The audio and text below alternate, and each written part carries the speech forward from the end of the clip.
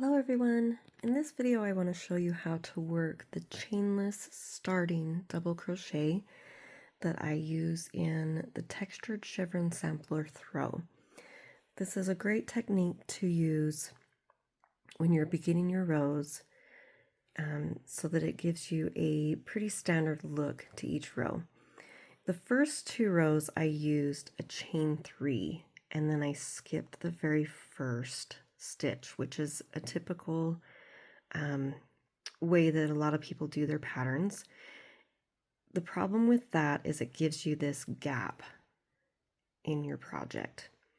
The next two rows, sometimes you'll see where they chain 3 and then they actually work in the first stitch, and that gives you this bump at the end of the row. So you don't necessarily want that either because your project won't work straight up. So the chainless starting double crochet is worked in that stitch, but you don't chain, and so you get a straighter edge. So let's learn how to work that. Okay, so what we're going to do, I'm at the end of my row, and I'm going to turn my work because this will actually be your first stitch of the row. I'm going to take my yarn and pull it up almost to the height of a double crochet from my previous rows. If it's your first row, you may have to guess a little bit, but I'm going to put my finger on the yarn that is on the hook, and I'm going to wrap my hook around the yarn. So I'm going to go over and under the yarn. So now I have 2 wraps on my hook, and then I will insert my hook into the top of that very first stitch. Like I'm going to work a double crochet, I will yarn over and pull up a loop, yarn over and pull through 2 loops on my hook, and yarn over and pull through the last 2 loops on my hook. And notice that I kept my finger on that yarn on the hook to hold it in place. But that looks more like a double crochet, and it keeps your edge in a straight line. So let's do that again.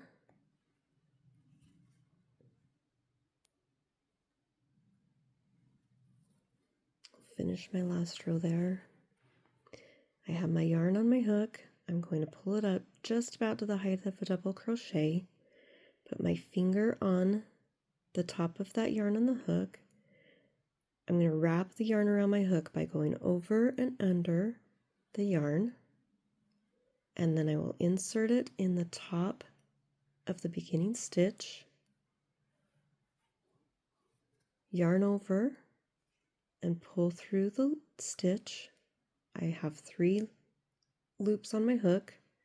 I will yarn over and pull through 2 loops on my hook, and yarn over and pull through the last 2 loops on my hook. And that is our chainless starting double crochet.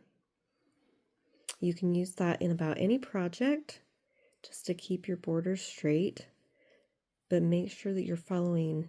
If they call for a chain 3 and skip the very first stitch, you can use that stitch if you're counting the chain as a stitch. So that is our very first stitch, and I hope that helps you with this project. If you have any questions, I'm happy to help. You can email me at craftingfriends4you, it's the number 4, at yahoo.com.